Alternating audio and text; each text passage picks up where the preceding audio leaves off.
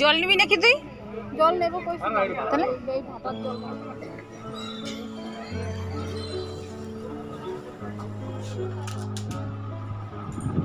আজ রবিবার, কোথাও বেরোবো না তাই কখনো হয়? আর রবিবার মানে একটু সারাদিন পরে যদি একটু বেরোই বেশ ভালো লাগে। সারাদিন বলবো কেন, সারাটা সপ্তাহ পরে একটু বেরোলে ভীষণ ভালো লাগে। নাহলে সারাটা সপ্তাহ তো বাড়িতেই কাজকর্ম সাংসারিক যা যা থাকে সেগুলো করতে করতে দিন কেটে যায়। আর সপ্তাহে রবিবারটা বিকেলবেলা মনটা খুব চুকচুক করে কোথাও বেরোনোর জন্য। এই কারণেই কোথাও মানে যাওয়ার কথা শুনলেই ভীষণ ভালো লাগে। যাই হোক, রেডি হয়ে নিচ্ছি। আর দেখো এই চুড়িদারটাই পরলাম।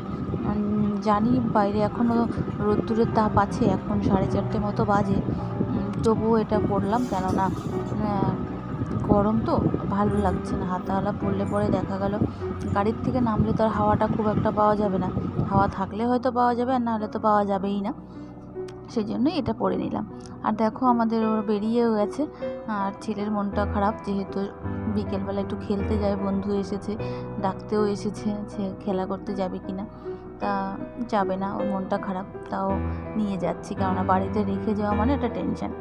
যাই হোক, বেরিয়ে পড়েছি। কোথায় যাচ্ছি পরে বলছি, কেননা এখনও ডিসিশান হয়নি যে কোথায় যাব। মানে রাস্তায় বেরিয়ে বোন আসলো, তারপরে বোনের জামাই যাবে, সেই কারণে এখানে ওয়েট করছি। এটা হচ্ছে চেকপোস্ট। আর দেখো এটা হচ্ছে এটা স্কুল, সেটা হচ্ছে ডন বক্স স্কুল। ওটার সামনে এসে দাঁড়িয়ে রয়েছি। আমার পিসির ছেলে, দিদির মেয়ে এখন পড়ছে এই স্কুলটা, ভীষণ ভালো একটা স্কুল। আর বিকেলবেলা বেরোলে এই জিনিসটা দেখার জন্য ভীষণ মনটা চুকচুক করে।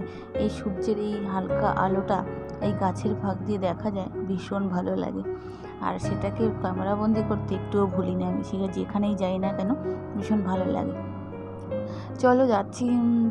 বোনের বর আসার পরে ডিসিশান হলো গঙ্গার পাড়ে যাব, তাই সেখানেই যাচ্ছি। আর সেটা হচ্ছে হালিশহর গঙ্গার ঘাটে। আর এটা হচ্ছে এই রোডটা হচ্ছে আমাদের লেক পার্কের রোড, কল্যাণী।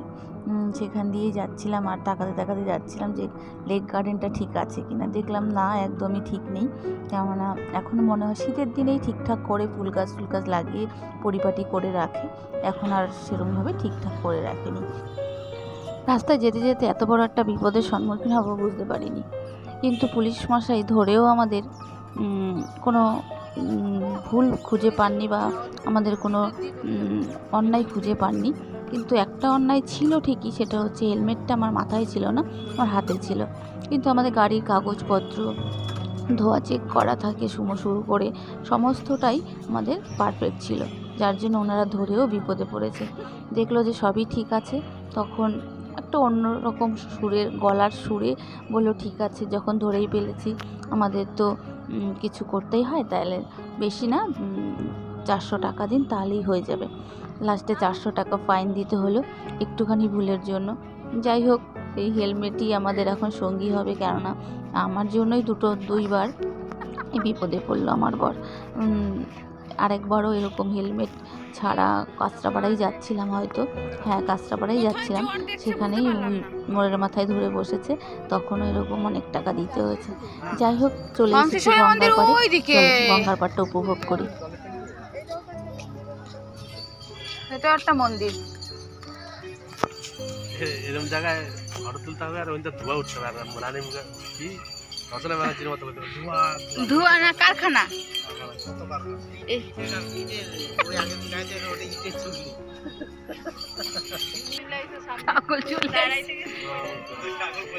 আর একটু সকাল সকাল আসলে কি সুন্দর ভিউ গুলো ছিল।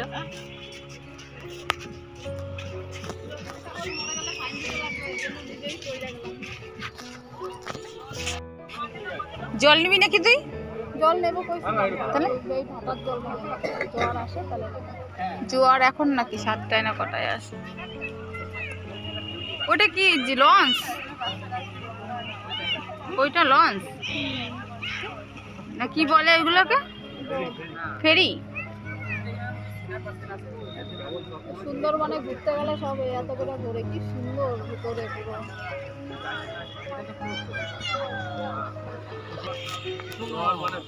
জোয়ার পড়েছে। বোনের বরটা বাড়ি আছে বলে আমরা একটু মাঝে মধ্যে একটু ঘুরতে যেতে পারি, নাহলে আমরাই একা একাই তো ঘুরি সবসময়। এখন যেহেতু বোনের বরটা বাড়ি আছে, ও যেহেতু বাইরে থাকে, এসেছে, তা এখন একটু ওদের সাথে, ওরা তিনজন আর আমরাও তিনজন বাইক নিয়ে বেরিয়ে পড়ি। বেশ ভালোই লাগে, একটু টাইম টাইম মানে অন্য জায়গায় গিয়ে একটু কাটানো যায় এই আর কি। আর ভীষণ ভালো লাগে, মাঝে মধ্যে এদিক ওদিক বেরিয়ে পড়ি। আর এই গঙ্গার পাড়টা আসার একটাই উদ্দেশ্য ছিল, একটু গঙ্গার ওপার থেকে ওপারে যাব। মানে অনেক দিন নৌকো চড়ি না, তা আজকে ভাবছিলাম একটু নৌকো চড়বো, কিন্তু এমন সময় মানে মানে বলা হলো, তখন ফেরি ওদিকে যাবে তো আর এদিকে আসবে না, তাই আর যাওয়া হলো না। যাই হোক, দেখো প্রকৃতির কী সুন্দর দৃশ্য, আর ভালোও লাগছিলো। আর একটু সকাল সকাল আসতে পারলে খুব ভালো হতো। কী সুন্দর এগুলো হচ্ছে কী ফুল বলে, ভুলে গেলাম, যা এক্ষুনি তো মনে ছিল, ওটা হচ্ছে কৃষ্ণচূড়া গাছ। হ্যাঁ হ্যাঁ, কৃষ্ণচূড়া গাছ, খুব সুন্দর লাগছিল। চলো ওপরে যাই। ওপরে গিয়ে এবার কি বলো তো, এখানটাতে সত্যি বলতে গঙ্গার পাড়ে এসেছি ঠিকই, একদমই হাওয়া ছিল না, খুব গরম লাগছিল, তাই ভাবলাম চলো ওপরে যাই। ওপরে গিয়ে একটু আইসক্রিম খাই। তা সবাই এখানে এসে বটগাছ না, এটা হচ্ছে রাবার গাছ, রাবার গাছের নিচে সবাই বসলো। আর দেখো কত লোক চলে এসেছে, এতক্ষণ কিন্তু এত লোক ছিল না। যতই সন্ধে বাড়ছে ততই লোক এখানে, মানে আশেপাশের লোকে এসে এখানে বেশ কিছু সময় কাটাচ্ছে, ভীষণ ভালো লাগছে। আর এই দেখো চলে এসেছে আইসক্রিম। আইসক্রিমটাও ভীষণ ভালো লেগেছে খেতে, যদিও বা আমি কখনো এরকম হাড়ির আইসক্রিম এখনও খাইনি, যদিও বা খাই কর্নেটো বা ওই অন্য মানে কাঠির আইসক্রিমগুলোতেই বেশি খেতে পছন্দ করি, তাই মাটির ভাঁড়ের আইসক্রিমটা খেলাম, ভীষণ ভালো লাগছিলো। এর মধ্যে ভীষণ বাদাম টাদাম দেওয়া ছিল। যাই হোক, এটা খেতে খেতে দেখো একটু চারিদিকটা ঘুরে দেখছিলাম। আর এখানে দেখো কি সুন্দর বয়স্করা এসে সময় কাটাচ্ছে। এদের জন্য অবসর সময়টা কোথায় কাটাবে, তাই না? বেশ ভালো একটা জায়গা, সত্যি সুন্দর একটা জায়গা ছিল। আর একটু তাড়াতাড়ি আসলে আর একটু সময় কাটানো যেত। যাই হোক, চন্দ্রমামাটা দেখেছো কি সুন্দর গাছের পাখা দিয়ে উঁকি মারছে। তো এখানে বসে অনেকক্ষণ আমরা গল্প গুজব করলাম, অনেক গল্প হলো। তারপরে আমরা সামনে একটু ঘুরতে যাব, সেটাও নিয়ে একটু কথাবার্তা হলো। তা এখানেই অনেকক্ষণ থাকার পরে তারপর একটু সামনে গেটের সামনে গেলাম, যখন যেখান দিয়ে ঢুকছিলাম সেখানেই দেখো, তখন তো আসছিলাম, তখন আর বুঝতে পারিনি যে এত সুন্দর একটা জায়গা আছে। মানে এখানে যখন লাইটটা জ্বললো তখনই খুব সুন্দর লাগছিলো। চলো দেখি। এই জায়গাটাই এইখানেই ঠান্ডা লাগছে, দেখেছিস? গেলে পরে আর আসবে না।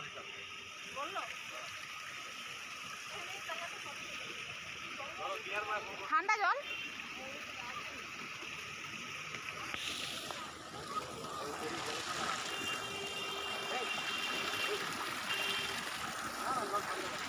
না ঠান্ডা,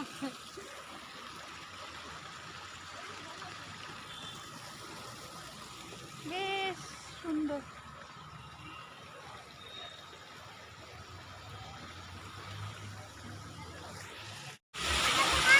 কোথায় যাচ্ছিস?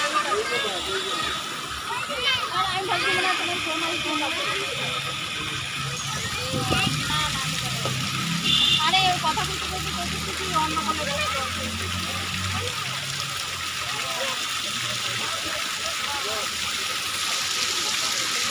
ঠিক আছে, আমি চেষ্টা করবো তাড়াতাড়ি যাওয়ার।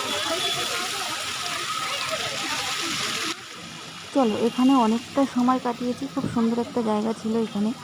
আর আলোগুলো ছিল, দেখেছো কত সুন্দর কালারিং, ভীষণ ভালো লাগছিলো।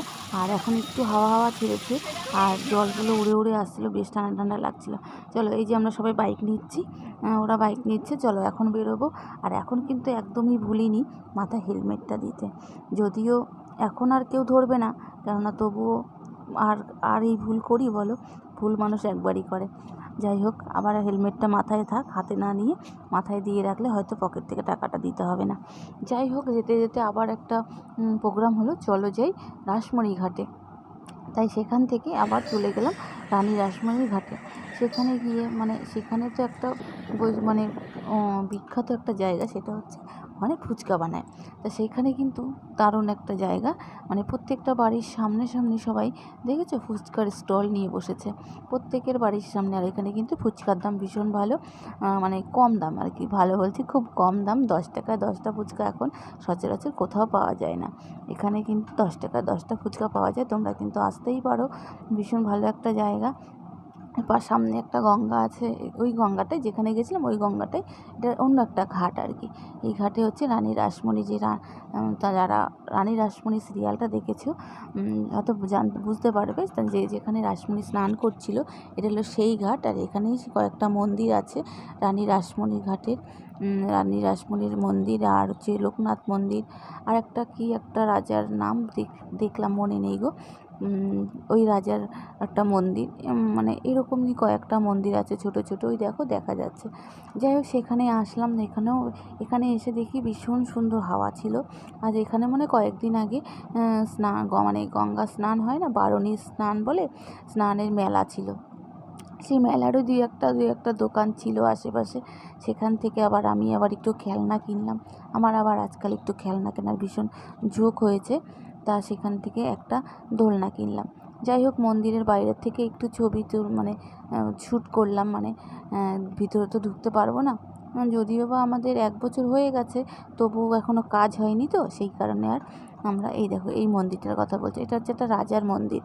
দেখলাম কি একটা রাজার নাম দেখেছিলাম মনে নেই, তা সেখানেই আসলাম। এসে দেখো সামনে বললাম না একটা খেলনা কিনলাম, তা এখানে এসে এই দোকানগুলোতে কয়েকটা দোকান আছে, বেশি নেই।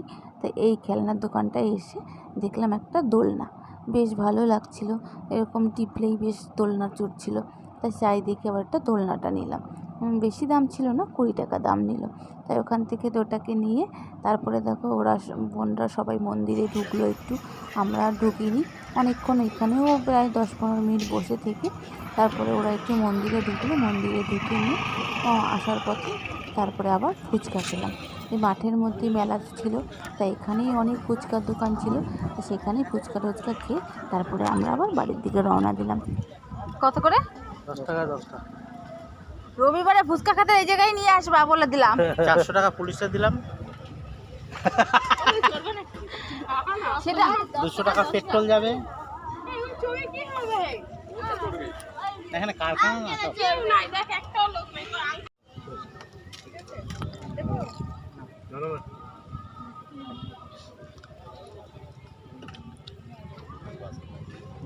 কমপ্লিট করে তারপরে ফ্রি দেবো।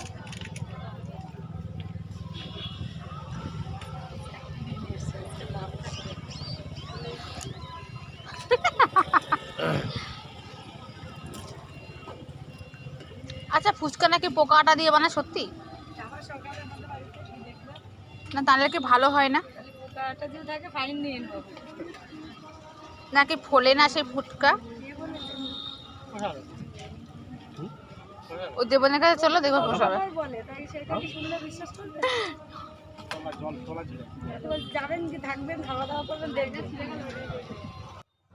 যাই হোক খাওয়া দাওয়া কমপ্লিট হলো আমাদের ফুচকা, তারপরে বোন চলে গেল বোনের বাড়িতে, আর আমরা চলে গেলাম আমাদের বাড়িতে। তা ভাবলাম রাস্তার থেকে একটু খাবার নিয়ে নিই, এখন গিয়ে আবার রান্না করব, তাই বাইরের রাস্তার থেকে একটুখানি বিরিয়ানি নিয়ে তারপরে বাড়ি গিয়েছিলাম। যাই হোক বন্ধুরা, আজকের ভিডিওটা এই পর্যন্তই রইল। দেখা হচ্ছে নতুন একটি ভিডিওর সাথে, ততক্ষণ তোমরা সবাই খুব ভালো থেকো, সুস্থ থেকো, সাবধানে থেকো। দেখা হচ্ছে খুব শিগগিরই। আজকের মতো টাটা, শুভরাত্রি।